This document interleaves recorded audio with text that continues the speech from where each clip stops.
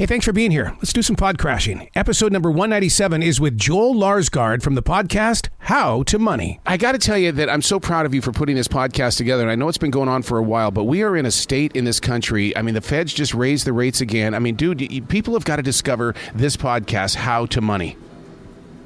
Hey, Arrow, thanks for having me, man. And yeah, I agree. I think personal finance education is severely lacking in our country, in our schools. Most of our parents didn't tell us anything about money. So that's what we try to do 3 days a week on the show, is just help guide people. Like, here's what's happening right now. And also just here are the time-tested things that you need to know so that you can handle your money well. Well, I was shocked to learn that they don't really teach finances in school anymore, because I know that when I was in high school, that was a major part of what we did. I mean, it was economics, home economics, and that was one of the things that that they really enforced in our schools and stuff. And maybe that's why that investing as early as I did in life is the reason why I'm enjoying what we're doing today. I mean, it's huge. The earlier you get started, it makes a big difference, right? And it's even just the little bits that you're investing when your salary is small in your early 20s pays massive dividends. You have to save something like 5 times the amount of money if you're starting investing at the age of 40 than you do if you're starting investing closer to the age of 20. And so, yeah, that time matters, even if it's small amounts, even if it's $20 a paycheck. It adds up in a big way, and then it just increases your ability to be flexible in life, because you've got the money to back you up. And instead of needing that next paycheck to make ends meet, now it's like, well, I've got a lot more breathing room because I've been investing for 7, 8, 9, 10, 12 years, and it provides just a sense of security. Like, I think it's just a mental relief, a mental bomb, but at the same time, it's like, no, but I also have the money to back me up. Was it very scary for the financial world when so many people took an early retirement? I mean, they were doing it inside their 50s. Or is it, you know what, you've paid your dues, go ahead and enjoy some life, because there's no real guarantee in the certainty here? Yeah, I mean, I feel like that's such an individual question, right? Because it depends on where you're at with your money and what your goals are and what your life looks like. I think sometimes one of the things we talk about on the show is we want people to enjoy what they do day to day. And there's something called the FIRE movement, where people want to get financially independent. They want to retire early. And sometimes it's a nose to the grindstone mentality. It's let me do a job that I don't really like for 10 to 12 years and save just like 50, 60, 70% of my salary so that I can quit work and then never have to work again. I'm 35 or 40, and now the world is my oyster. And I think, I get where that mentality comes from, but I think in those prime years of your life, to do something you don't like for that extended period of time, that 10 or 12 years is a long time. And so I want people to enjoy what they do day to day, even if that means making a little bit less money and putting off retirement a little bit longer. But yeah, so many of those things, those are personal questions. And if it means working 60 hours a week now so that you can eventually enjoy your life, I don't think that's a great strategy. It's not my favorite approach. Yeah, that stress level can get you really bad. Now all of a sudden, the soundtrack to your heart is like, well, I was doing this. We sound like Eeyore, and it's like, but one of the things that I've always wanted to know is that why is it so difficult to help people understand money? Is it because when we were growing up, it was like we went to the candy store and got everything. We couldn't wait to spend it? I think there's an element of people love spending money, right? Yeah. And there's the element of that it's not talked about, and we kind of shush everything, and we sweep it under the rug. The only thing that most of us heard growing up, and the thing that I heard growing up, was money arguments. I was never included in money conversations. Mm-hmm. And so that's something I'm trying to change with my kids is, well, let's talk about delayed gratification. And you told me you want this thing. You want to spend your money on this. I get it. But what if we wait 48 hours before we make that purchase? And let's see if we still want it, because in the moment, of course you want it, but that's an impulse buy, and we're all subject to that, especially now with Instagram algorithms and stuff like that serving us up stuff that we could want. I just discovered last night, and I probably should have known this before, but on Instagram, there's literally a button you can push, and all you're doing is shopping. All you're doing is looking at stuff that Instagram thinks that you want to buy. And in that kind of environment, of course, we're going to be tempted to buy. It's terrible for our wallets and for just our physical restraint. And so, I think there's a major problem with the fact that we haven't talked about money well as a culture or in our families. And so we're kind of in the dark about it. And you might be one of the rare people who felt like you were taught about it well in high school, but man, there's an education problem. And so we just have to talk about that. And it's a long process to get good with money. It doesn't happen overnight. There's a lot to understand. The basics are really simple. Like, you could list them. One professor did this a while back on an index card, right? The most important things you need to know about money, you could write down on an index card. Yep. They're pretty simple. Yep. But then there's a lot of complexity behind it. And especially there's a lot of psychological complexity that needs to be kind of mined, because we all grow up with these money scripts based on how we were raised. And if we're not in tune with those, we're likely to let those direct how we use and think about money for the rest of our lives. And so there's a lot of that exploration that needs to happen as we're kind of learning the nuts and bolts of how to handle money too. Well, you're right about that, because money is like politics and religion. People just do not want to talk about it. It's like, I would love to sit down and talk with people, and it's worked for us, but my wife has her money, and I always say, that's your business. This is my business. We'll collaborate and bring businesses together, but we'll both be, and because we both come from broken families, so therefore we wanted to have that security of having our own background and our own, standing ground and stuff like that. But it has worked very well for us to treat it like a business. Yeah, and I think that's another thing too, is the different ways that you can kind of use money together as a couple, or the ways that you divide money. It can look different from couple to couple, from individual to individual. Some people, like, let's talk about budgeting. When as an individual, when you're budgeting, some people, I have one friend, she writes down everything in a physical ledger. My co-host, he literally has an Excel spreadsheet for everything he does. Me, I prefer to use Mint. I log in and I can see all my expenses in one place. Yep. And other people are helped best by software like YNAB. You need a budget, which costs a little bit of money, but it has the most behavioral help behind it. So it's kind of helping you make the right decisions so that you're eventually spending money that you made last month, not the money that you made this month. It's creating more of a gap for you and helping you save. But yeah, what it's going to look like, how it's going to shake out for individual folks is going to look different, and that's okay. But that's what we need to talk about too. Is like, hey, depending on your personality type and how good you are with numbers, you might need some sort of hyper specific budget, or you might need more of a general budget, because you're not the person who's going to literally type everything into Excel every month. And I think that's the other thing too that needs to be talked about. It's like different strokes for different folks. That's okay, but we need to be thinking about it and making proactive decisions with our money, because the reality is, the more we're able to save and invest and think about our future with money, the more freedom we're buying for ourselves. The listeners need to know the name of the podcast is called How to Money. And literally, I want listeners to say that 3 or 4 times in a row, because all of a sudden you're going to start getting the picture. Oh my God, they're actually one of us. And so, because so many times people will go, they'll buy stocks and mutual funds, they'll invest money, but then it's gone. Inside their heart, they're going, well, I'm just giving my money away. It's not, but yes, it is doing something for you. How to Money. And you guys are very down to earth with us about this kind of subject. Yeah, well, thanks. That's the goal, because I think there has been kind of throughout history, there's kind of like an I am the guru, please tune in and listen to me and do what I say. Right. And we try to make it a two-way conversation. There's a community around How to Money. We've got a Facebook group and stuff like that. And there's a lot of wisdom out there. And so we want to tap the hive mind as well. Like Matt and I, we've learned a lot over the years as we've kind of paid attention, read about the subject, and done a lot of different sort of investing and savings tactics. And we want to share those with our community. But the reality is we're not the smartest guys in the world. We're not even usually the smartest guys in the room. So we're doing our best to share the knowledge that we've got and have a good time doing it. And we want to make it approachable, because that is a big part of the problem, is that so much financial advice is shaming. It's unapproachable. It's why did you buy the avocado toast, you idiot?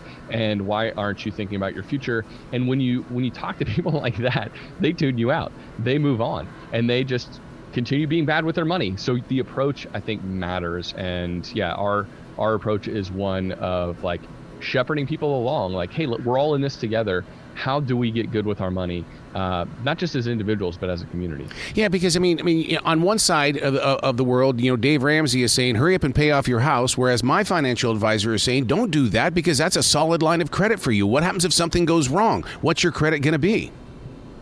Yeah, I mean, don't want to get into a fight with the great Dave, but man, yeah, we disagree on some stuff. Like I think credit cards can be used well as a tool to build credit, to gain extra rewards. We just talked with Brian Kelly, the points guy, about that on our podcast. So if you want to travel for free or or very little money, like travel rewards points are awesome. Or when you're talking about paying down your home mortgage, we just had an episode about the strategic use of debt. And the reality is, in an era of 9% inflation, almost 9% inflation, having a mortgage at 3% or even lower, like paying that off more quickly when there are other goals you could more easily achieve, when you could be investing more of your money in a down market. I prefer to point people in that direction. Most people point most people in that direction, because for a lot of folks, that is going to be in their long-term best interest. Yeah. And it's not that, I get it, there's a mental weight to debt for some people, and they're just like, I gotta be done with this. I gotta get it off my back. I hate debt. And so if that's, again, different strokes for different folks, if that's your personality bent, then paying off your mortgage more quickly might make most sense for you as an individual. But for most folks, if it means being able to fund, if it means you're going to spend the money that you would have paid toward the mortgage, that's a different story. Yeah. But if it means you're going to invest the money and start sticking it in your side of your 401k, inside of your Roth IRA, instead of paying down your mortgage, we would say that's a better option. Yeah. We keep hearing in these radio and television commercials, and we also hear on the shows and stuff like that about options, and to me, options are choices, but it really seems like a lot of people are wasting their options. How can we refocus that? Oh, man. So you mean just like people are wasting opportunity out there? Yeah, I think so. Yeah. Because, people just, it's almost like they're waiting for life to catch up to them, when in reality, we should be making life. Yeah, I mean, I think that there's this, especially right now in our culture, there's this kind of belief that everything around you is like that you have been put in a place and there's not much you can do about it. And I think there is a certain amount of victim culture that we have going on in the United States. But the reality is, we are all in the driver's seat of our own life. We just don't see ourselves that way most of the time. We see life happening to us as opposed to us happening to life. And so I think that's a mindset shift that needs to happen, especially when we're talking about getting your money together and getting better with your money. And so you have to believe that that you have agency and that you can make a different choice, and that can impact your future. And if you don't believe that, then it's going to be really hard to actually make positive changes with your money. You're probably going to be resigned to continuing to do things the way you've been doing them. So yeah, I do think it's a really important part of it, changing your mindset. Realize that we did an episode a while back about grit, and Angela Duckworth is a psychology professor, and she talks about how grit is literally like the number one thing that determines how far people go in life. And I think that's true. I think there's a lot said to that. And I think there are ways that you can build up grit in your life, become a grittier person who slogs through hardship, who takes those financial setbacks that happen, but you continue to press ahead. There's a way to do that. And so I think that's really important, is that you have to kind of shift that mindset, not realizing that, yeah, bad things happen. Yeah, emergencies happen. That's why you got that emergency fund. But you can continue pressing ahead and making progress despite setbacks that might occur, and despite maybe ways in which you started behind other people. Like, you didn't have the same advantages. But there was a recent study too about second generation immigrants, and the New York Times had a great article about this.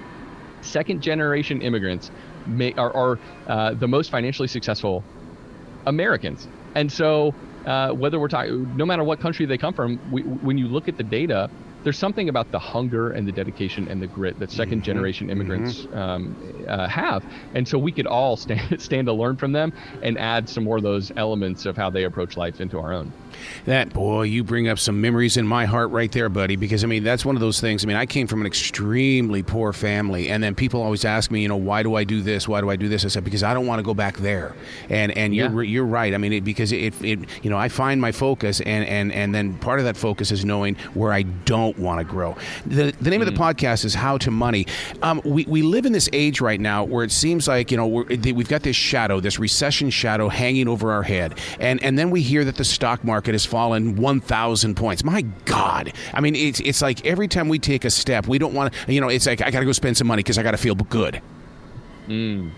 Oh yeah, no, that's a real problem, right? It's when you pay too much attention to the news, you're liable to make short-term moves based on emotion, and that's one of the things we talk about is just tuning out the news. Like, don't pay as much attention because we want to be long-term investors. We think it's important to invest for not just a year or two from now, but for 10 or 20 years from now.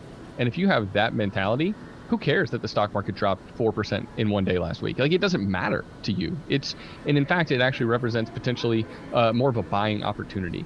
So instead of letting it get you down and be like, oh, that derailed my progress, as you're tracking your progress, as you continue to invest, you're gonna see that your net worth is growing over the years, even if in a given month or year your net worth is down somewhat. The continuing to do the right things over and over and over, which means contributing a certain percentage of your paycheck to your 401k, getting that company match, setting aside money in a Roth IRA, right, for your future, and investing in something super simple, easy to understand, like a total stock market fund or an S&P 500 fund. If you're doing that with regularity, success is going to happen to you. It's based on those little moves that you make. And who cares, again, that the narrative is, oh, doom and gloom, or that the stock market's doing this or that, and it's down 18% over so far this year, and we're on the track for the worst year on record. Like, these are good things actually for long-term investors. You just kind of have to reframe it. Talk about a mental shift. We need a mental shift in the way we think about these headlines, and we can honestly probably all stand to pay attention to them a little bit less than we do.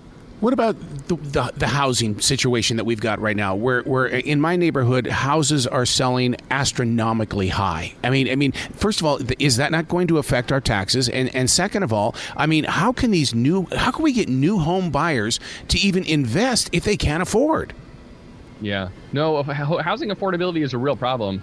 But I do think that we're in for a shift on that, and so the economy goes through cycles. And when you think about how cheap homes were in 2009, 10, and 11, and how low interest rates were, like that, that was a once in a lifetime sort of thing. But we've seen home prices climb as rates have been kind of kept artificially low. But now that rates are climbing, I think we're going to start to see a correction, which is a good thing for first-time home buyers or for people out there who want to own a home and haven't been able to.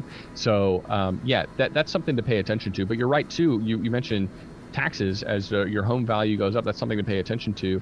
If you live in a state where the property taxes are high and you can challenge that assessment, that's something that you should look into also, because you might be paying an extra hundreds or more dollars every single year to your local state government for property taxes when you could easily challenge those and get them reduced. And you can do it yourself for free. You can hire a lawyer typically to do that, but that's something that you as a consumer, as an individual, can do. You can challenge that tax assessment, and you can get a lot of that money, claw a lot of that money back into your life.